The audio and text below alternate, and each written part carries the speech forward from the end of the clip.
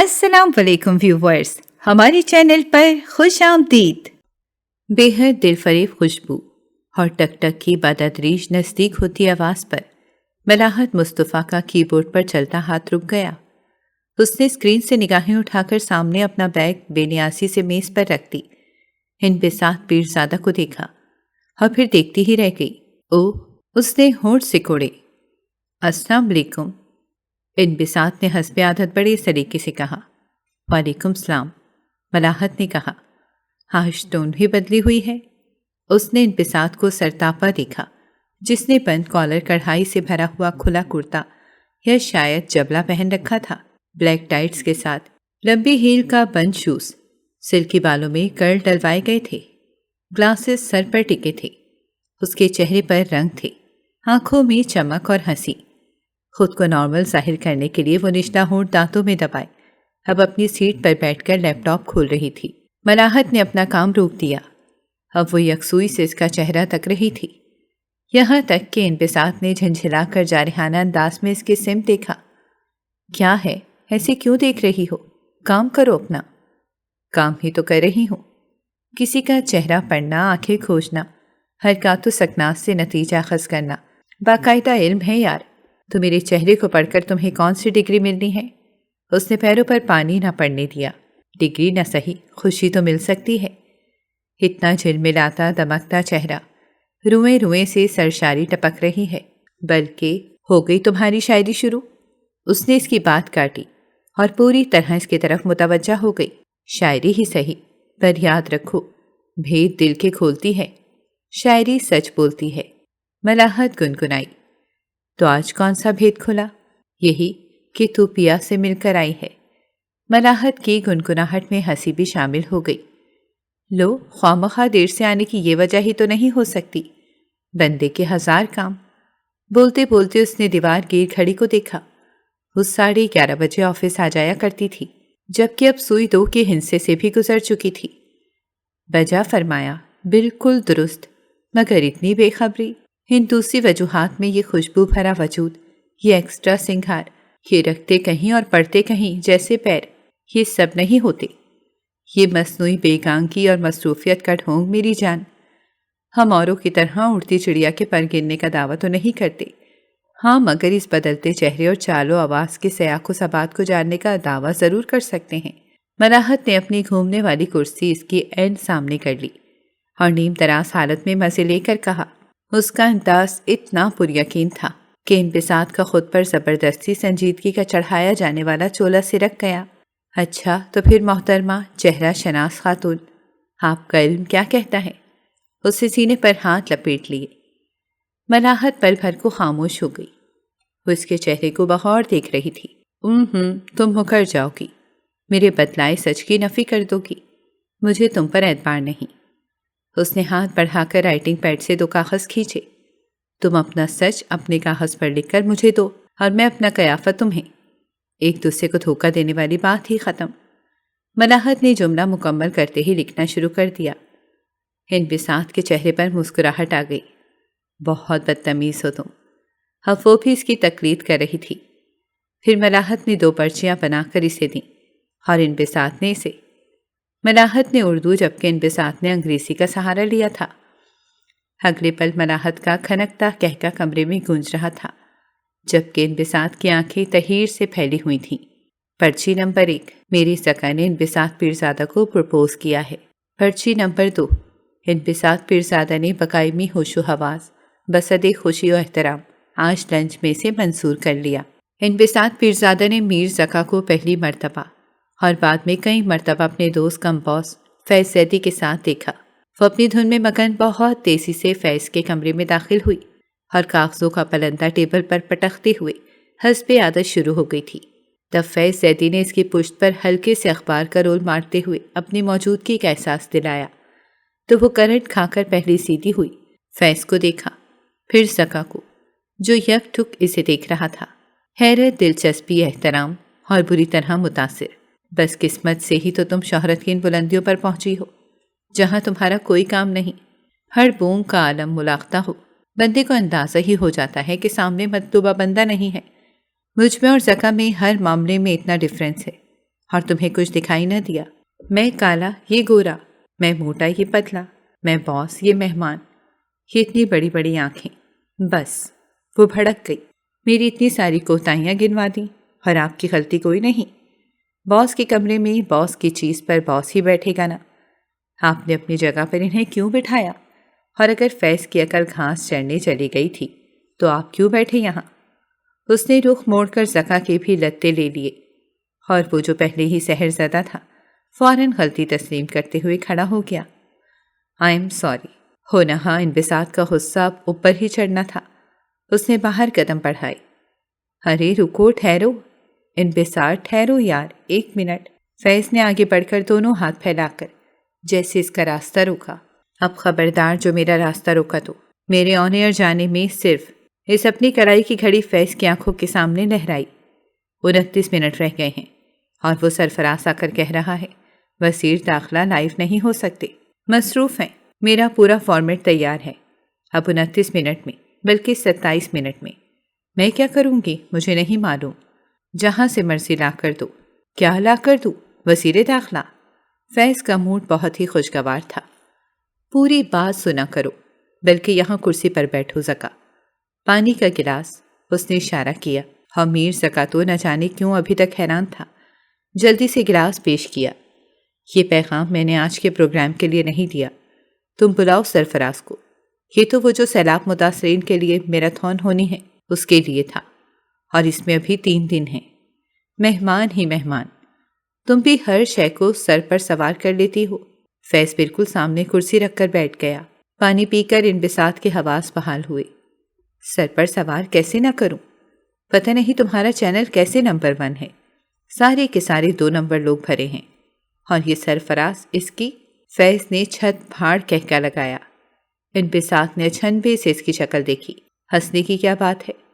اگلے پل اس نے میر زکا کو گھورا جو فیض کا ساتھ دینے کو ہم آواز ہوا تھا۔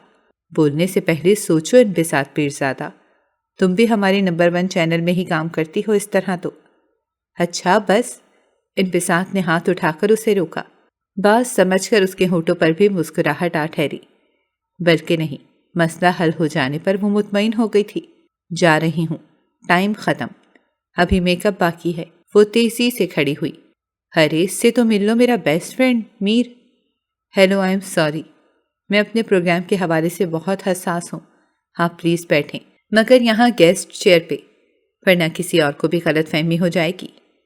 وہ باہر لپکی۔ نہیں ہوگی، سب باس کے کمرے کو باس کا کمرہ سمجھ کر ہی آتے ہیں، تمہاری طرح۔ فیض کی جلی بھنی آواز نے پیچھا کیا۔ انبساط کے پاس سچ مچ وقت نہیں تھا، مگر وہ پل بھر کو رکی، گردن موڑ کر فیض کو دیکھا اور کھلکھلا کر ہنس دی۔ میر زکا کا آدھا کام وہیں تمام ہوا۔ اس نے اسے پہلی بار اس طرح ہنستے دیکھا تھا۔ میر زکا کو وہ پہلی نظر میں ہی اچھی، بلکہ بہت اچھی لگی تھی۔ اسے اسکرین پر دیکھنا اور بات تھی، اور سامنے دیکھنا بالکل الگ تجربہ۔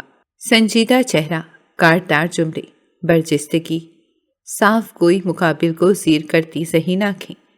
وہ پرائم ٹائم میں کرنٹ افیئرز کا پروگرام کرتی تھی۔ صرف عوام نامی یہ پروگرام اپنے موضوع کے اعتبار سے باقی سارے پروگرام سے بہت مختلف تھا۔ صرف اور صرف عوامی مسائل۔ اس نے میمو کے معاملے پر کوئی شو نہ کیا۔ منصور اعجاز کے آنے اور حقانی کے جانے سے عوام کو کیا فرق پڑے گا؟ این آر او جب نیوز کاسٹر بہت تیزی سے یہ جملہ ادا کرتے ہیں تو عوام سمجھتے ہیں کہ انہیں نعروں کی تلقین کی جا رہی ہو۔ 8ویں اور 9ویں ترمیم سے عوام کو کوئی مطلب نہیں۔ امریکہ مہربان ہے یا پاکستان نادان، عوام کو سننے میں بھی دلچسپی نہیں۔ روٹی اور صرف روٹی۔ عوام اب کپڑے اور مکان کے مطالبے سے بھی پیچھے ہٹ گئے۔ انبساط پیرزادہ لوگوں کے اعتراضات کے جواب میں کہتی، میں بڑے بڑے پارلیمانی مسائل حل کروانے کے لیے خود کو ملنے والا گھنٹہ ضائع نہیں کر سکتی، مجھے تو چھوٹے چھوٹے مسئلے حل کرنے ہیں۔ اس نے اپنے پروگرام کے موڈ پر کبھی سمجھوتا نہ کیا۔ کوئی ملکی اور بین الاقوامی مسئلہ نہیں، کوئی بڑی ڈسکشن نہیں، چھوٹے لوگ، چھوٹی باتیں، چھوٹے مسئلے، مگر جو حل نہ ہو تو زندگیوں کو بڑی مشکل میں ڈال دیتے ہیں۔ پہلے تو لوگ محض انبساط پیرزادہ کی بے پناہ خوبصورتی، لمبے سیدھے بالوں اور روانی سے چلتی زبان دیکھ کر چینل بدلنا بھولے، پھر رفتہ رفتہ مقصد بھی سمجھ میں آنے لگا۔ وہ اپنے طرز کی ایک ہی تھی، آج کی لڑکی پڑھی لکھی باشعور، اپنی آواز، بات، انداز، ہر شے نوٹ کرواتی۔ میر زکا نے اسے اسکرین پر ہی دیکھا تھا اور اب وہ عجب بے خودی کے عالم میں سے دیکھنے روز دفتر پہنچ جاتا۔ وہ فیض زیدی کا بچپن کا دوست تھا، دونوں نے ابراڈ سے اکٹھے ڈگری بھی لے رکھی تھی۔ ادھر انبساط پیرزادہ اور ملاحت نے جامعہ کراچی سے IR کی ڈگری لی تھی۔ چینل فیض کے ابا اور تایا کا تھا۔ انبساط شوق میں گئی تھی، اب چینل کی مجبوری اور میڈیا کے لیے ضروری بن گئی۔ میر زکا کو اس دن کی مٹ بھیڑ کے بعد اس نے خود سے مخاطب نہ کیا، ضرورت بھی نہیں تھی، مگر میر زکا کے لیے زندگی موت کا مسئلہ بن گیا۔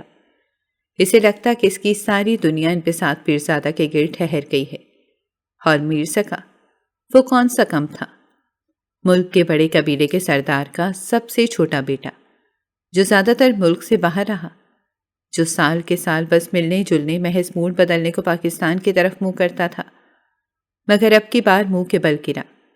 اسے لگا کہ وہ جیسے اب تک انبساط کے بنا بیکار زندگی گزار رہا تھا، اور زندگی میں بس ایک اس کی کمی تھی، مگر اسے یہ بات بھی پریشان کرتی کہ وہ اسے مسلسل نظر انداز کرتی تھی، اب جان بوجھ کر، یا یہ بھی ایک اندازہ اور دلربائی تھا، خبر نہیں۔ میر زکا ایسا تو نہیں تھا جسے نظر انداز کیا جا سکے۔ سیب اور چھری ہاتھ میں تھما کر محفل سجائی جاتی تو سحر زندگی کے عالم میں انگلیاں کر سکتی تھیں، مگر وہ اکثر آتا۔ فیض زید اپنے ابا کی موجودگی میں باس بننے کا کامیاب ناٹک کرتا، اور بعد میں انبساط اور ملاحت کے روم میں آ کر وہ محفل سجتی کہ بس ملاحت کا میاں مصطفیٰ احمد، جو نیوز اینکر تھا اور اب زکا کے دوستوں میں شامل، فارغ ہو کر یہاں پہنچ جاتا۔ پھر جو محفل سجتی تو علامان، انبساط پوری محفل میں اپنے چھوٹے چھوٹے جملوں کے ساتھ موجود رہتی۔ ایسے ہی ایک دن جیب میں لیپ ٹاپ سنبھالے پروگرام ترتیب دے رہی تھی، اور وہ چاروں مزے لے کر ایک دوسرے کے لتے لے رہے تھے۔ انبساط اور زکا کے درمیان پردہ چاک ہو گیا۔ دادا بزرگ سیاستدان، ابا تجربے کار سیاستدان، تایا حسب اختلاف، چاچا حسب اقتدار، پھوپھا نے اپنی کوئی آزاد پارٹی بنا لی۔ مقام حیرت ہے، میر زکا سیاست سے دور بھاگتا ہے۔ مصطفیٰ نے اپنی الجھن بیان کر دی۔ ملاحت نے سوال پر تائید سر ہلایا۔ آپ کو مطمئن کرنا ہوگا، لیں اب دیں جواب۔ فیض اسے پھنسا دیکھ کر خوش ہوا۔ زکا نے شانے اچکائے۔ انبساط نے بھی اسکرین سے نگاہیں اٹھائی تھیں۔ مائنڈ نہیں ہے، اتنے بہت سے لوگ ہیں، میرے ہونے یا نہ ہونے سے کیا فرق پڑتا ہے؟ میں آزاد زندگی گزارنا چاہتا ہوں۔ وہ ٹھہر ٹھہر کر بڑے سنبھاؤ سے وہی جواب دے رہا تھا جو ہمیشہ اس سوال کے جواب میں دیتا تھا۔ یہ تو ہو گیا بیان، اب اصل بات بتا دیں۔ فیض زیدی نے پچکارنے والے انداز میں کپ میز پر رکھا۔ یہی بات ہے یار، وہ ہنس پڑا۔ سیاستدان کے بیٹے کا سیاست میں نہ ہونا بھی سیاست ہے۔ انبساط نے لہجہ بھر کو انگلیاں روکی اور ایک لوہار کی کرتے ہوئے قصہ تمام کیا۔ اس بار کہے چھت پھاڑ تھی۔ میر زکا کی بے حد خوبصورت مردانہ ہنسی جب تھمی تو اس نے سب سے نگاہ بچا کر انبساط کو شکوہ کرا نگاہوں سے دیکھا۔ اسی پر اس کی نگاہیں چار ہوئیں۔ اس نے ہونٹ دانتوں میں دبا کر شریر انداز میں سر جھکا لیا۔ انبساط پیرزادہ 31 برس عقل و شعور سے معمور ایک بردبار زمانہ ساز لڑکی تھی۔ وہ جس مقام پر تھی وہاں ہر گھنٹے سے اچھے برے لوگ ملتے تھے، اور کہیں سے وہ متاثر بھی ہوئی تھی۔ میر زکا بھی اپنے پیچھے یاد چھوڑ گیا تھا۔ وہ ایسی شخصیت نہیں تھا جسے نظر انداز کیا جا سکے، اور پھر اس کی آنکھوں میں مجلتے جذبے اور رنگ۔ انبساط نے خود پر جبراً پہرا لگا رکھا تھا۔ وہ ایک عملی لڑکی تھی، ہر چیز کو سوچ سمجھ کر کرنے والی۔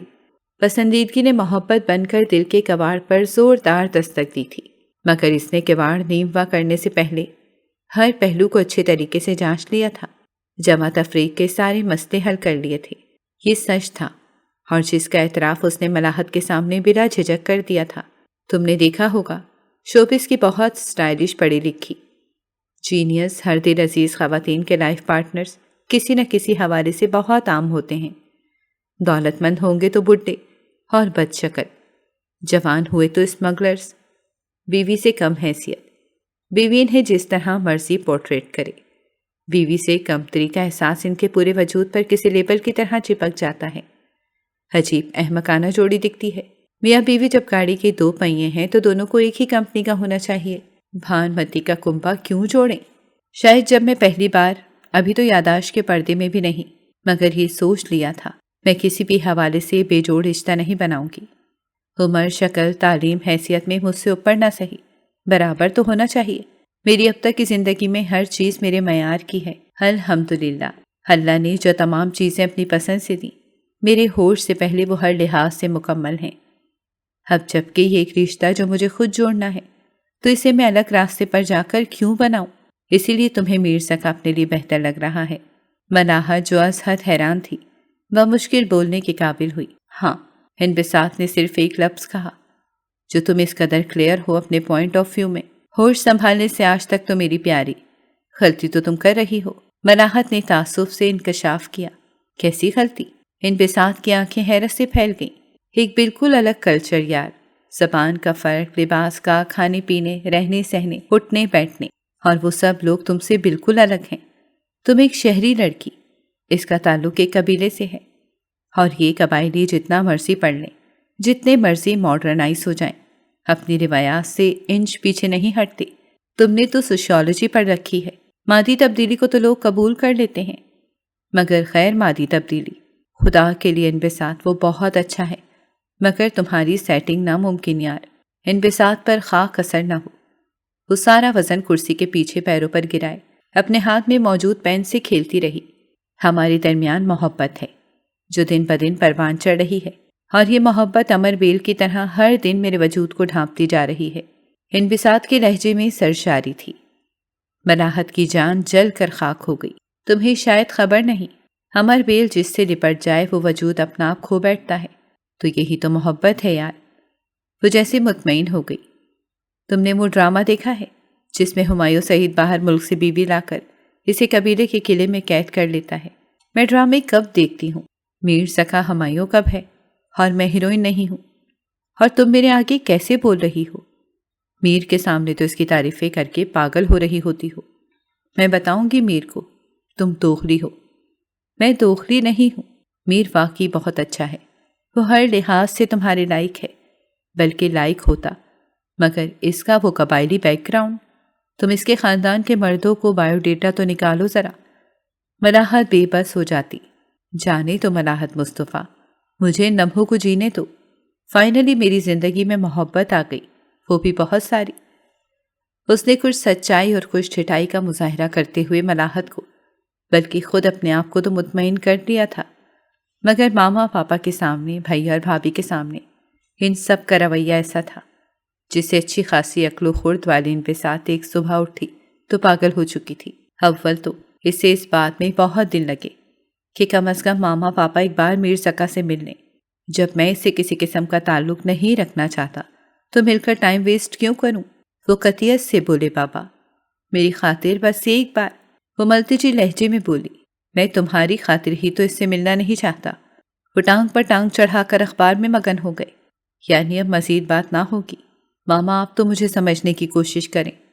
وہ کٹھور چہرہ بنا کر بیٹھی ماما کے سامنے گڑ گڑائی، انبساط تمہیں پتہ ہے پریگنینسی میں حاملہ عورت کو عجیب عجیب خواہشیں ہوتی ہیں۔ کھانے پینے کے حوالے سے میرا دل کرتا ملتانی مٹی کڑ کڑ کر کے چبا لوں، اتنی شدید طلب کی کوئی مثال نہیں۔ تمہاری نانی سے ذکر کیا تو کہنے لگی کھا لو، پھر لا کر بھی دی۔ میں نے ہاتھ میں پکڑی، منہ تک لے کر گئی، مگر پھر ایک دم سے پوری طاقت سے اٹھا کر دور پھینک دی۔ صرف زبان کے چسکے کے لیے میں اپنے معیار سے کیسے گر سکتی ہوں؟ میں وجیہہ پیرزادہ اور ملتانی مٹی۔ میں 9 ماہ تڑپی، مگر اسے دوبارہ ہاتھ نہ لگایا۔ میں نے اس بے چینی اور بے چارگی کے عالم میں بھی ایسی چیز کو ہاتھ نہ لگایا جو مجھ سے میچ نہیں کرتی تھی۔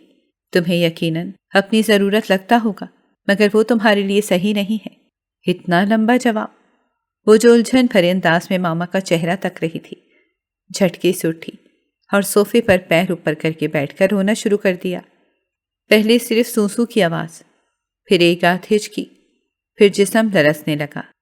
فاروق پیرزادہ نے بہت تعصب سے اپنی قابل فخر بیٹی کو ایک مڈل کلاس مظلوم مجبور لڑکی کی طرح بلا وجہ روتے دیکھا۔ عقل کا پنچھی ہمیشہ شانے پر نہیں ٹکتا۔ وہ پل بھر کے لیے بھی پرواز بھرے تو دماغ سوچنا اور آنکھیں دیکھنا بند کر دیتی ہیں۔ بلاؤ اسے وجیہہ، مل لو تاکہ ملال نہ رہے کہ ہم نے موقع نہیں دیا۔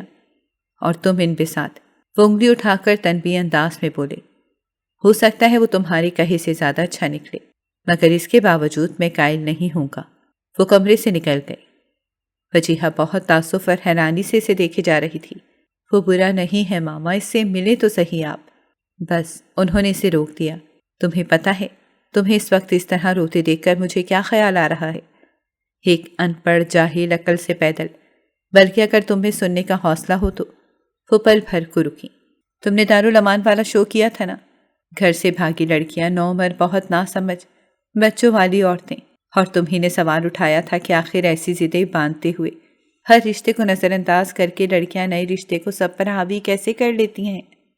آخر کون سی چیز انہیں گھروں سے بھاگنے پر مجبور کر دیتی ہے؟ انہیں سامنے کی کھلی حقیقت نظر نہیں آتی۔ میں تمہیں بتاؤں، تم مجھے آج انہی لڑکیوں کی قطار میں کھڑی نظر آ رہی ہو، اور تمہاری آنکھوں میں یہ جو بیزاری اور ناگواری ہے نا، سراسر بغاوت ہے۔ میرے اندر پہلے حیرت تھی، اور اب دکھ کے سوا کچھ نہیں۔ مجھے تم سے یہ امید نہیں تھی۔ وہ کمرے سے نکل گئیں۔ انبساط کا چہرہ تپ رہا تھا۔ وہ ششدر رہ گئی تھی۔ گہرے نیلے 3 پیس میں خوش رنگ ٹائی لگائے، بال جیل سے جمائے، وہ اتنا دلکش لگ رہا تھا کہ انبساط کنکھیوں سے بھی نظر کرتی تو دل کی دھڑکنیں اتھل پتل ہو جاتی۔ اس کی ہتھیلیوں میں بار بار پسینہ پھوٹ پڑتا۔ وہ اپنا دھیان بٹانے کی کوشش کرتی۔ پاپا اسے بڑ دکھاوے کے لیے آنے والے لڑکے سے زیادہ ایک عام ملاقاتی سمجھ رہے تھے۔ ان کے انداز میں ایک عطیت اور روکھا پن تھا۔ وہ بیوروکریسی سے ریٹائر ہو چکے تھے، مگر انداز ہنوز وہی تھا۔ آج تو خاص طور پر اختیار کیا گیا تھا۔ ماما کا انداز نپا تلا تھا۔ بھائی نے خود کو نارمل ظاہر کیا۔ بھابھی کے چہرے پر اشتیاق تھا، اور ہر گزرتے پل وہ متاثرین میں شامل ہو رہی تھیں۔ اس کی اردو ذرا سی جھجکتی ہوئی تھی، مگر انگلش بولتا وہ بلا شبہ انگریز معلوم ہوتا۔ ماما کو اس دن کا جملہ ہنگاروں پر پیر رکھ دینے کی مستاق جلن دیتا رہا تھا، اور وہ اس بات کے لیے انہیں کبھی معاف نہ کرنے کی عہد کیے بیٹھی تھی، مگر اس وقت خود اپنے دل کی حالت اسے شرمندگی سے ہمکنار کر رہی تھی۔ اتنی بھی کیا بیتابی، کیا بے چینی۔ ڈنر تک میر زکا کا سحر سب پر طاری ہو چکا تھا۔ لمحہ بلمحہ اس کا اعتماد بڑھتا جا رہا تھا۔ میر زکا اور سیاست، میر زکا اور شاعری، شیکسپیئر، پینٹنگ، تاریخ۔ بھابھی پیزا بنانے میں ماہر تھیں۔ اس نے بہت زیادہ تعریف کی اور بتایا، اب چیلنج تو خیر نہیں کر رہا، مگر میں شاید اس سے بھی اچھا بناؤں۔ وہ شرارت سے کہہ رہا تھا۔ واقعی؟ بھابھی کی آنکھیں پھیلیں۔ تو آپ کوکنگ بھی کرتے ہیں؟ بالکل، جیسا دیس ویسا بھیس۔ تو اس وقت آپ کی سرداری کہاں چلی جاتی ہے میر زکا؟ ماما کا لہجہ کھوجتا ہوا تھا۔ سرداری کو تو یہیں ایئرپورٹ پر کسٹم والے روک لیتے ہیں، اور اگر کبھی یہاں نظر انداز ہو بھی جائے تو وہاں پر کڑی چیکنگ ہوتی ہے۔ ممنوع اشیاء وہاں پر فوراً روک لی جاتی ہیں۔ آپ لارڈ ہوں گے تو اپنے گھر میں۔ وہ اپنی دلکش ہنسی ہنسا۔ بھائی اور بھابھی نے کہے کا ساتھ دیا۔ انبساط کا دل بلیوں اچھلا۔ پاپا کے تنے چہرے مسکراہٹ کا کوندا لپکا تھا۔ ہر گزرتا پل انبساط کے حق میں جا رہا تھا کہ فون کی گھنٹی بجی۔ میر نمبر دیکھتے ہی الرٹ ہو گیا۔ اس نے اپنا چمچ پلیٹ میں رکھ دیا، پھر معذرت کرتا کرسی کھسکا کر باہر نکلا۔ یس باس، سب نے سنا۔ وہ اپنے والد سے مخاطب تھا۔ اگلے پل وہ اپنے قبائلی زبان میں بہت احترام سے قدرے چکا ہوا گفتگو کر رہا تھا۔ اس جھجکتی اردو چہرے پر مسکراہٹ لائی تھی تو اس کی انگلش فخر میں مبتلا کرتی، اور دوسرے پر غیر محسوس انداز میں احساس کمتری جگاتی تھی۔ زبان سے تو سب ناشنا تھے، مگر اس کا ہلتا سر اور چہرے کے فرما بردار تاثرات اس کی مستقل جی فاروق پیرزادہ نے ایک بے حد سرد نگاہ بیٹی پر ڈالی اور اپنے سامنے پڑی پلیٹ کھسکا دی۔ ملاحت نے اس کی تیاری میں بھرپور مدد کی تھی، اسے ذہنی و جسمانی طور پر سجانے کی کوشش کی تھی۔ میر زکا اسے اپنی فیملی سے ملوانے لے جانے والا تھا۔ انبساط پیرزادہ نے اس بات کو چھپایا نہیں تھا، مگر دل کے کسی کونے میں یہ خواہش ضرور تھی کہ پاپا بے خبر رہیں اور مما کو بھی پتہ نہ چلے۔ انبساط نے دوپٹہ پہلے سر پر ڈالا، پھر شانوں سے گزارا، پھر فقط بائیں کندھے پر ٹکایا، مگر مطمئن تب بھی نہ ہوئی۔ ساری دنیا جانتی ہے کہ میں دوپٹہ لیتی ہی نہیں، تو اب دکھاوا کیوں کروں؟ ملاحت کا دوپٹہ سوٹ پہننے کے مسلسل اصرار سے وہ چڑھ کر بولی، تم چھوڑو، مجھے تو یہ اچھا لگ رہا ہے۔ سفید کھلے پائچوں کے ٹراؤزر کے ساتھ بہت کھلا ڈلا سفید سیاہ اور سرخ پرنٹ کا کرتا۔ اس کا دوپٹہ، ملاحت کی سوئی وہیں اٹکی تھی۔ نہیں ہے، انبساط نے ناک سے کوڑی۔ یار وہ سب لوگ مجھے ہفتے میں 5 دن ایسے ہی دیکھتے ہیں، میں ایسی ہی ہوں اور رہوں گی۔ وہ اپنی جگہ درست تھی۔ او ہو تو پھر ایسے ہی رہو، ملاحت جل کر بولی۔ اب دلہن جتنی مرضی ماڈرن ہو، شرارے کے ساتھ بیک لیس بلاؤز پہنے یا سلیو لیس، مگر سر پر دوپٹہ ضرور ٹکاتی ہے، یہ روایت ہے۔ اب کل کو دلہن بنتے وقت کہہ دینا میں کبھی دوپٹہ لیتی نہیں۔ اس نے منہ بگاڑ کر نقل اتاری۔ جس طرح تم اپنے گھر والوں سے ملواتے ہوئے تحفظات کا شکار تھیں، یار ہو سکتا ہے کہ میر کے بھی کچھ پوائنٹس ہوں۔ انسان کی بچی بن کر جاؤ۔ اور ملاحت نے بیڈ پر پڑے ڈھیر میں آخرکار کچھ برآمد کر ہی لیا۔ سیاہ و سفید اجرک، تم گیلو کی، اور بال نہ تو سارے باندھنا اور نہ کھولنا، بس یہ کلپ لگاؤ۔ اور پھر ان بہت سارے لوگوں کے درمیان نہ جانے کب اس نے غیر محسوس انداز میں اجرک کو سر پر ٹکا لیا تھا۔ مردوں کے رنگ گورے اور بال اور مجھے سیاہ سفید لباس اور سر پر بہت بڑا پگڑ، ان بساط پیرزادہ کی خود اعتمادی میں کمی آنا تو مشکل تھا، لیکن وہ محفل کے ادب و آداب دیکھ کر احترام کے ماری چپ سی تھی۔ میر کے دادا کے سامنے ایک تلوار اور بہت بڑی گن بڑی بے نیازی سے پڑی تھی۔ عورتیں روایتی لباس میں تھیں، چادروں کی بکل پیشانی تک ڈھلکی ہوئی تھوڑی بہت نظر آ رہی تھی، بس ناک کپری ہونٹ وہ رشک و حسرت اور حیرت کے ملے جلے تاثرات سے اسے دیکھتی جاتی تھی۔ اس کے باپ کا ریٹائرڈ بیوروکریٹ، بھائی کا امریکن ایمبیسی کا آفیسر ہونا۔ میر کے والد اور تایا کی آنکھیں چمک اٹھیں۔ مرا ہاتھی بھی، زیادہ نہیں بولنا، جواب بھی دینا ہو تو مختصر سے مختصر۔ میر زکا نے ہدایت دی۔ مگر میر وہ الجھی۔ ساری دنیا جانتی ہے کہ میں کتنا بولتی ہوں اور کیسا بولتی ہوں۔ ہاں، لیکن یہاں وہ دنیا نہیں ہے، بس یہی دنیا ہے، اور یہاں تمہارا بولنا اچھا نہیں سمجھا جائے گا۔ میر، وہ بامشکل اسے پکار سکی۔ ریلیکس یار، ہمیں کون سا یہاں رہنا ہے؟ اس کی آنکھوں میں ٹھہرے تعجب نے اسے مڑنے پر مجبور کر دیا۔ میں تو بس یہ کہہ رہا تھا، یہاں کے حساب سے رہو، کچھ باتیں کریں گے، لنچ اور بس۔ تمہاری دنیا میں ہوں اور میری دنیا یہ سب نہیں ہے۔ وہ اپنی جگمگاتی آنکھیں اس کے چہرے پر جما کر بولا، اور بہت نرمی سے اس کی تھوڑی چھوئی۔ ان بساط پیرزادہ پھر بہک گئی۔ یہاں سب عجیب تھا۔ اپنی تمام منفی سوچوں سے پہلو تہی کرتے کرتے بھی وہ یہ محسوس کر رہی تھی کہ وہاں عورتیں تھیں، بچے بچیاں، سب، مگر اسے بار بار ہی کیوں لگ رہا تھا کہ وہ عورتیں وہاں اسی لیے تھیں کہ خدا نے پیدا کر کے بھیج دیا تھا۔ سب انہیں دنیا میں کہیں نہ کہیں کسی نہ کسی طرح تو رہنا ہے۔ شینا بھابی نے کہا تھا میر زکا بہت اچھا ہے، بہت اچھا ہوگا، اس کی مجبوری ہے۔ وہ اتنا اچھا نہ ہو تو اسے اتنی اچھی لڑکی کیسے ملے گی؟ اور ان سرداروں کے بہت قصے ہوتے ہیں، انہیں بیوی کے روپ میں ایک بہت اچھی عورت چاہیے ہوتی ہے، خاندانی، پڑھی لکھی، باکردار، اولاد والی اور خاموش۔ اور جب ایک عورت میں اتنی خوبیاں ہوں گی تو وہ چپ کیوں رہے گی؟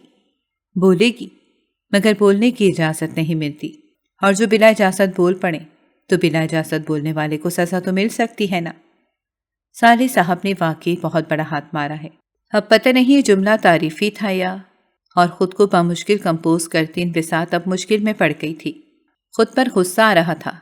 اسے دھیان کیوں نہ آیا کہ میر زکا کا یہ بہنوئی ممبر قومی اسمبلی میر شاذل ہے، وہ جو رقاصاؤں کے لہو و لعاب میں ڈوب کر ہر شے کو فراموش کر دیتا ہے، جو دنیا میں فقط عیاشی کے لیے آیا ہے، کھانے کی عیاشی، پینے کی عیاشی، سونے جاگنے کی۔ ہماری چھوٹے چچا میر امداد کی بیٹی کے شوہر ہوتے ہیں۔ یہ شاید تمہیں جو خبر ہو، انہیں ان کی بیگم سمیت مروا دیا گیا تھا۔ 35 سال پرانی بات ہے۔ انبساط سر ہلا کر رہ گئی۔ سکینہ ہماری بہن ہے اور یہ ہماری پھوپھی ساتھ، بس ایسے ہی ہیں، عادتوں سے تو دنیا واقف ہے، مگر ہماری مجبوری ہے یار۔ 5 بیٹیاں ہیں اس کی، 3 ایب نارمل ہیں، اسے فارس کی خواہش ہے، مگر اس کی دلہن میری بھابیاں ہیں۔ دوسری شادی کا مطالبہ غلط نہیں، مگر سکینہ بہت واویلا کرتی ہے۔ سردار عطا اور سردار ثنا دونوں کا بہت پیار ہے سکینہ سے۔ سکینہ کے اس ڈر کو دیکھتے ہوئے وہ بھابیوں کو یاد دلاتے رہتے ہیں کہ اپنے بھائی کو سنبھال کر رکھیں، ورنہ دوسری لانے کا کسے شوق نہیں۔ میر زکا بہت درد مندی سے بہن سے محبت جتا رہا تھا، تو کیا تم بھی دوسری لاؤ گی؟ اس کا سوال تعصب سے نہیں حیرت سے لبریز تھا۔ عورت تم جیسی بھرپور ہو تو مرد ایک پر گزارا کر ہی لیتا ہے۔ اس کی تعریف کرتا شریر گھمبیر لہجہ انبساط کی ریڑھ کی ہڈی میں سرد لہر دوڑ گئی۔ ظہر کی اذان پر مرد نماز پڑھنے چلے گئے تو میر سکا انبساط کو اندرونی مہمان خانے میں کچھ دیر آرام کی خاطر چھوڑنے آیا تھا۔ لنچ 2 بجے ہونا تھا۔ وہ اس کا گال تھپ تھپا کر نکل گیا۔ انبساط نے اجرک اتار کر پھینکنی چاہی۔ وہ کچھ سوچنا چاہتی تھی۔ اس پر سکینہ اپنی بچیوں کے ہمراہ اندر آ گئی۔ ساتھ میں زکا کی 3 بھابیاں تھیں۔ پتہ نہیں کون سی شازل کی بہن تھی۔ انبساط بدقت مسکرائی۔ لیٹی رہو، آرام کرو۔ نماز تو پڑھتی ہوگی تو ہمارے ساتھ آ جاؤ۔ جی جی بالکل، وہ سیدھی ہوئی۔ نہیں ٹھہرو، ابھی سنبھل بلائے گی، اماں کے ساتھ سب کھڑے ہوں گی۔ انبساط نے بچیوں کو بیٹھنے کا اشارہ کیا۔ وہ پل بھر میں پہچان گئی تھی کہ ان 3 لڑکیوں کو جو اب نارمل تھیں، انہیں کسی ڈاکٹر کو نہیں دکھایا۔ اب وہ کیا بات کرتی بھلا؟ کیوں ہو گئی ہیں ایسی؟ وہ جو کہتے ہیں جب خاندان میں زیادہ شادیاں کریں تو ہو جاتی ہے یہ بیماری، وہی ہے۔ عمر میں شاید انبساط کے برابر، مگر حلیے سے بہت مختلف۔ بہت قیمتی جوڑے اور خوب سونے سے سجی، پتہ نہیں وہ کون سی بھابی تھی جو بہت خوش تھی، کینہ پرور نظروں سے گھور رہی تھی۔ تم نے کچھ پہنا نہیں؟ پہلی بار سسرال آ رہی تھیں۔ اس کا انداز استحصائیہ تھا۔ میں ایسے ہی رہتی ہوں۔ ہاں، پر میر کی گھر والی بن کر تو ایسے رہنا ہوگا جیسے میں رہتی ہوں۔ اس نے دوپٹہ سینے کے پاس سے کھول کر اور کچھ گھوم کر دکھایا، اور وہ بھی اس کی صورت میں جو بیٹیوں کی ماں ہو تو۔ اب اس کی نگاہ تا کی بیوی اور سکینہ پر تھی۔ سکینہ جیسے ڈھہ گئی۔ انبساط کے موبائل پر بیل ہوئی۔ اس نے معذرت خواہانہ نگاہوں سے حاضرین کو دیکھا اور بہت تیزی سے موبائل چیک کیا۔ ملاحت اور بھابھی کو اس نے بہت تیزی سے جوابی میسج کیے۔ کون ہے؟ سہیلی اور بھابھی تھیں۔ تو تم فون رکھتی ہو؟ اور بھابھی بھی؟ یہ ثنا کی بیوی تھی۔ جی، گزارا ہی نہیں ہوتا اب اس کے بغیر۔ یہاں فون نہیں رکھ سکو گی۔ عورتوں کے پاس بھلا فون کا کیا کام؟ جی، اس کے حلق سے بس یہی نکل سکا۔ تمہارے خاندان میں تمہاری جوڑے کا کوئی نہیں تھا؟ جو ثنا کی بیوی نے جملہ ادھورا چھوڑا۔ جوڑ مطلب؟ ہو آئی سی، آئی تھنک ہوں گے یا معلوم نہیں، مگر شادی تو پسند سے کی جاتی ہے، میچ کر کے زبردستی کا سودا تھوڑی ہی ہے۔ یہاں ایسا نہیں ہے۔ عورتیں تو مظلوم ہوتی ہی ہیں، مرد بھی مظلوم ہو جاتا ہے، وہ بھی بڑوں کے فیصلے کے آگے سر نہیں اٹھاتا۔ اب جیسے میرا بھائی شازل اتنا جوان، اتنا خوبصورت، دولت کا بھی کیا حساب، جان نشین ہے، مگر بڑے بابا نے پہلے ہی کہہ دیا تھا ہمارے بابا سے اگر بیٹا ہوا تو سکینہ کے لیے ہوگا۔ یہ بڑی ہے نا میرے بھائی سے۔ چلو خیر ٹھیک ہے، کوئی بات نہیں، مگر دیکھو اس کی طرف، تھکی ہوئی عورت ہے، پھر اولاد بھی ستھری نہ دی، بیٹیاں وہ بھی پاگل۔ ڈاکٹر صاف کہتی ہے آگے بھی بچے پاگل ہو سکتے ہیں۔ اب وہ بیچاری ہماری وجہ سے مجبور، یہ روتے ہوئے بھائیوں کے پیچھے آتی ہے، اور ہمارے شوہر بھی جیسے شازل کی بے بسی کا مزہ لیتے ہیں۔ میری تو خیر ہے 3 بیٹے 1 بیٹی، مگر اس چھوٹی زینت عطا کی بیوی کی 3 بیٹیاں ہیں، آگے بچے پیدا نہیں ہو سکتے۔ ادھر شازل دوسری کرے تو عطا اگلا منٹ نہ لگائے، اور پھر عصمت کو ابھی کچھ اور کہنا تھا، مگر سکینہ بل کھاتی ناگن کی طرح پلٹی تھی۔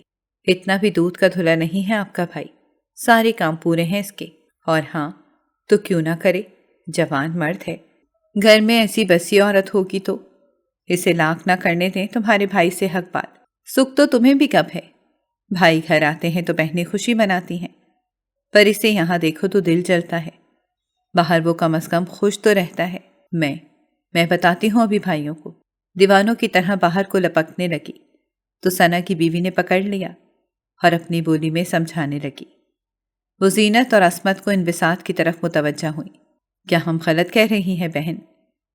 بہن کا تو نام ہے، خالی کون سی سگی ہے میری چچا کی بیٹی؟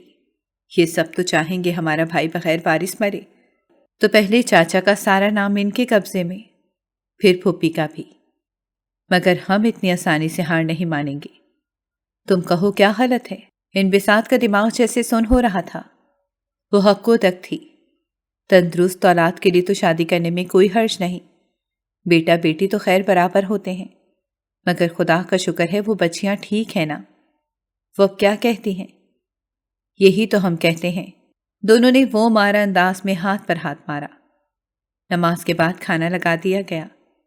ویسے تو مردانہ زنانہ الگ ہوتا ہے، مگر یہاں کراچی آ کر ہم تھوڑا بہت نرم پڑ جاتے ہیں، اور ویسے بھی تمہاری جگہ کوئی اور ہوتا تو وہیں زنانے تک محدود رہتا، مگر سکا نے دھیرے سے جیسے اس کی اہمیت جتائی۔ ہند بساط پیرزادہ مسکرا نہ سکی۔ وہ دھیرے دھیرے گھبراتی جا رہی تھی۔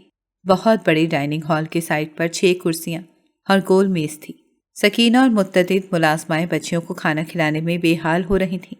شیشے کی بہت بڑی دیوار سے بہت دور سیاہ گیٹ دکھائی دیتا تھا، جس کے اوپر مورچہ تھا، اور بہت کرخت بے تاثر چہرے اور سرد نگاہوں والے گن مین تعینات تھے۔ بابا BA پاس تو ہونا، بڑے سردار نے اس سے پہلا جملہ کیا تھا۔ اس نے ناسمجھی کے عالم میں سر ہلا دیا۔ مردوں کے چہرے پر مسکراہٹ آئی، عورتوں کے سر اور جھک گئے۔ البتہ سردار شاذل کا کہکا بہت بلند تھا۔ یہ سراسر بدتمیزی تھی، مگر پرواہ سے، بھلا سے اس کی 2 بہنیں سرداروں کی بیویاں تھیں تو ہوتی رہیں۔ سرداروں کے خاندان کی اکلوتی بیٹی اس کی بیوی تھی۔ بہت خوب، بہت خوب۔ سردار شاذل نے میر سکا کے والد کی آنکھوں میں آنکھیں ڈال دیں۔ سرداری تو مار دھاڑ کر کے جائز ناجائز حاصل کر ہی لے گی، مگر مان گئے سردار کی عقل کے، جنہیں اپنی سیٹ اس بار بہو کو جتوانا ہوگا۔ خوب، بہت خوب۔ ناگواری کی لہر ہر جگہ دوڑ گئی۔ بڑے سردار اور چاروں کے چہرے اور آنکھوں کے تاثرات اتنے سرد تھے کہ ان بساط کے حلق میں نوالا ٹک گیا۔ وہ میر سکا کی ہدایت کے خلاف سب کے چہرے پڑنے لگی۔ خوش قسمت سے لاڈلا بیٹا میر سکا، شکر ہے پورے قبیلے میں کوئی چھوٹی بڑی اس کے لیے سنبھال کر نہیں رکھی گئی۔ باہر کے عیش بھی اور تعلیم و تہذیب کا ٹھپا بھی، اور بیوی بھی من پسند۔ آج ملنے آئی بیٹھی ہے، جو کبھی نہ ہوا وہ ہو رہا ہے، تو ہمیں بھی اچھی کی امید رکھنی چاہیے۔ کیوں؟ وہ زکا کو دیکھنے کے بعد اب بہت بدتمیزی سے سردار عطا اور سردار ثنا کو دیکھ رہا تھا۔ اور ہم تو شکر ادا کرتے ہیں کہ یہ یہیں کی ہے۔ اجرک سر پر ڈالے بیٹھی ہے۔ اگر جو لے آتا کوئی میم تو واہ، ویسے میم ہوتی تو کیسی ہے؟ تم نے کبھی بتایا؟ وقت واقعی بدل رہا ہے، ورنہ یہ عورتیں کب اس طرح ایک ٹیبل پر بلکہ مردوں کے ساتھ کھانا کھا سکتی تھیں۔ آپ کی آمد تبدیلی لا رہی ہے۔ کیا ہم بھی اپنی زندگی میں کسی تبدیلی کی امید رکھیں؟ وہ براہ راست ہند بساط سے مخاطب ہوا۔ ہند بساط نے چمچ چھوڑ دیا۔ اسے رگوں پے میں بے چینی کا احساس ہو رہا تھا۔ وہ یہاں کے کلچر سے ناواقف تھی، مگر اسے بدتمیزی کا باقاعدہ احساس ہو رہا تھا۔ اس نے پانی کا گھونٹ حلق سے اتار کر جیسے اپنا سانس بحال کیا تھا۔ آپ ہمارے آپس کی تو تکار سے نہ گھبرانا۔ یہ مرد عورت کو عورت سے لڑوا دیتے ہیں۔ جان بوجھ کر کے ہم اپنے اندر کا غصہ، بے بسی، بے چارگی ایک دوسرے پر نکال کر خود ہی ٹھنڈی ہوتے رہیں، گرم ہوتی رہیں۔ آپ مجھے سنیں گی تو میں مظلوم لگوں گی، ان کی سنیں گی تو وہ بھی سچی لگیں گی۔ آپ تو بہت پڑھی لکھی ہیں، ساری دنیا گھومی ہے، مگر میں بتاؤں، عورت محض سجاوٹ کی چیز ہے۔ گھر بناؤ تو دروازے، کھڑکیاں، پنکھے، بلب لگاؤ، تو ایک عورت بھی رکھ دو کسی کونے میں، کسی بھی روپ میں، ماں، بہن، بیوی، بیٹی، جیسے مرضی، بلکہ سجاوٹ سے بھی ہٹا دو۔ دروازے، کھڑکیاں تو مرمت مانگتے ہیں، بدل دیے جاتے ہیں۔ عورت سب سے زیادہ استعمال ہوتی ہے۔ نہ رنگ بدلو، نہ مرمت کرواؤ، دروازہ چونک کرتا ہے۔ یہ وہ بھی نہیں کرتی۔ ثنا کی 12 جماعت پاس بیوی، جو بہت مغروری تھی، سکینہ کے ساتھ مل کر بول رہی تھی، مجھے حیرت ہے آپ پر، آپ کو تو بہت اچھے لوگ مل سکتے تھے۔ یہ سکینہ باجی پاس بیٹھی ہیں، ان سے ڈر کر نہیں کہہ رہی۔ میر سکا بہت اچھا ہے، بہت پیارا، مگر وہ سردار ہے۔ وہ 99 قدم آپ کی مرضی کے چلے گا، مگر 100واں اس کا، اور جب 99 قدم ہاتھ میں ہاتھ پکڑ کے پورے کیے ہوئے ہوں تو 100ویں قدم پر ہاتھ چھوڑا نہیں جا سکتا۔ ان بساط پیرزادہ ششدر رہ گئی، ایک بہت ہی روایتی حلیے میں جاہل دکھنے والی عورت، اور اس کا تجربہ؟ عورت پیر کی جوتی ہے بس، سکینہ بولی تھی، اور یہی تو ملاحت اور ماما کہہ رہی تھی۔ اور صرف یہاں نہیں، ہر جگہ، ہر کلچر میں، ہر معاشرے میں، ہر نظام میں، اور وہاں موجود سردار شاذل، وہ سب کو مخاطب کر کے انہیں یاد کروا رہا تھا، عورت پیر کی جوتی ہے، اس کے سوا کچھ نہیں۔ ہمارے بڑوں نے ہمیں ہمیشہ یہی بتایا ہے۔ سردار صاحب بلکہ آپ تو خود یہی کہتے رہے ہیں۔ آپ جوتی کے پاس BA کی ڈگری پوچھ رہے ہیں؟ ڈگری جو مرضی لگ جائے، جوتی جوتی رہتی ہے، سر پر سجائی نہیں جا سکتی۔ آج آپ کو اپنا پوتا جوتی سر پر سجانے لگا ہے۔ مانا اچھی برانڈ کی ہے، پائیدار ہوگی، سٹائلش تو خیر نظر آ ہی رہی ہے۔ ہاں ہاں ہاں، سردار شاذل اب کافی ہو گیا۔ سردار عطا ہی ٹوک سکتا تھا۔ وہ شاذل کی بہن زینت جو مزید بچے پیدا نہیں کر سکتی کا شوہر تھا۔ سردار شاذل ڈائننگ ٹیبل پر کونیاں ٹکا کر آگے ہوا۔ سردار عطا کی آنکھوں میں جھانکا اور ایک بار پھر اس کی ہنسی شروع ہو گئی۔ ان بساط نے سرداروں کی سرد آنکھیں اور بھیجے جبڑے بغور دیکھے۔ اس نے عورتوں کی خوف سے بھری آنکھیں اور ہونٹوں کا لرزنا دیکھا۔ سب لوگ کھانا چھوڑ کر اب صرف سردار شاذل کے ڈرامے کو دیکھ رہے تھے۔ کچھ آنکھوں میں غصہ، بے بسی اور ضبط تھا، کچھ خوف زدہ۔ سردار کے پگ میں یاقوت جڑا تو ہمیشہ دیکھا تھا، اب جوتی سجی دیکھیں گے۔ محبت برداشت کرنا سکھاتی ہے، بے خوف کرتی ہے، خوف زدہ بھی کر دیتی ہے، نئے راستے دکھاتی ہے۔ محبت آتش فشاں کے دہانے پر لگا کر خوش رنگ پھول ہے، مگر اسے توڑتے وقت آپ اس کے اندر گر کر بھسم بھی ہو سکتے ہیں۔ محبت تبھی باوقار لگتی ہے جب عزت کے ساتھ پیش کی جائے۔ جس میں عزت نہیں وہ حوث ہوتی ہے، اور اگر زندگی کبھی اس مقام پر لے آتی جہاں جیسے کہ آج دولت، شہرت اور محبت اور عزت میں سے بس ایک چیز کو اٹھانا پڑتا، وہ انبساط پیرزادہ تھی۔ ایکسکیوز می، اس نے براہ راست سردار شاذل کو مخاطب کیا۔ آپ سچ کہہ رہے ہیں، عورت پیر کی جوتی ہے، جب تنگ کرے تو اتار کر نہیں پہن لو۔ آپ بالکل ٹھیک کہہ رہے ہیں، عورت واقعی پاؤں کی جوتی ہے، مگر آپ کی اطلاع کے لیے ضروری ہے، گزارا نہیں ہے اس کے بغیر۔ میرزا کا کھنکارا، مگر انبساط پیرزادہ اب سب بھول گئی تھی، کوئی آواز، کوئی تنبیہ، حتیٰ کہ میرزا کو بھی۔ آپ کتنے اچھے لگ رہے ہیں اس وقت، مکمل، یہ خوبصورت سا سفید کلف لگا نیا سوٹ، یہ بہت بڑی اونچی پگڑی جس میں یاقوت لگا ہے، یہ شیشوں بھری شال، یہ سونے کی گھڑی، یہ انگوٹھی، اور ایسے میں سردار صاحب پاؤں سے ننگے۔ تصور کی آنکھ سے خود کو دیکھیں، دیکھیں سب کچھ قیمتی ہوگا، مکمل ہوگا، مگر گھر سے نکلنے کے قابل نہیں ہوں گے۔ سردار صاحب جوتی تو بہرحال لانی پڑے گی، صرف آپ کو نہیں، ساری دنیا کے مردوں کو۔ انبساط پیرزادہ کا لہجہ طنز سے لبریز تھا، مگر نہیں، اس میں دکھ تھا، اس میں ماتم تھا، اس میں خود پر ملامت تھی، اپنی نہ سمجھی پر کف افسوس ملتی۔ خود اپنے آپ سے شرمندہ وہ یکدم سر پر پڑی اجرک کو جماتی کھڑی ہو گئی۔ سر پر بے شک نہ سجائیں، پیر میں ہی رکھیں، مگر رکھنی پڑتی ہے۔ پتہ نہیں کون سے دکھ نے آواز میں لڑکھڑاہٹ پیدا کرتی تھی۔ بے حد طویل راستے میں میرزا نے اسے کئی بار مخاطب کرنے کا سوچا، مگر اس کے چہرے کے پتھریلے تاثرات وہ جملے بناتا اور کاٹتا رہا۔ بس یہیں روک دیں۔ اس نے اپنے گھر کے سفید و سنہری دروازے کو دیکھ کر طمانینت کا سانس لیا۔ وہ گاڑی سے اتری تو لڑکھڑا گئی۔ میرزا بہت تیزی سے سنبھالنے کو آگے آیا، مگر وہ سنبھل چکی تھی۔ تمہاری طبیعت ٹھیک ہے؟ بہت اندھیرے سے اچانک روشنی میں آئی تو نظریں مانوس ہونے میں کچھ وقت لیتی ہی ہیں، یہ اس کا جواب تھا۔ سردار میرزا چونک گیا۔ وہ سب ان کے انداز کا زہر تھا، شاید حسد۔ میں مانتا ہوں انہوں نے بد تہذیبی کا مظاہرہ کیا، مگر میں ویسا نہیں ہوں۔ انبساط پیرزادہ، میں تمہارا ساتھ چاہتا ہوں۔ اس نے اپنی خوبصورت آواز، سحر انگیز آنکھوں اور دل نشیں لہجے کا سہارا لے کر انگریزی میں التجا کی۔ پلیز کچھ کہو۔ وہ اپنے پس منظر سے ہٹ کر کتنا بے ضرر لگ رہا تھا، مگر بیل پر لگا ننھا سا پیلا پھول کتنا بے ضرر، دل نشین، نرم اور خوبصورت لگتا ہے، مگر بڑا ہونے پر روپ بدل کر اسے کریلا ہی بن جانا ہوتا ہے۔ آئی ایم سوری میر۔ اس کی آنکھوں میں انکار تھا، پھر اس کا سر بھی نفی میں ہلنے لگا۔ اس نے اپنے ہونٹ کچل ڈالے اور کھلے دروازے سے بھاگتی اندر غائب ہو گئی۔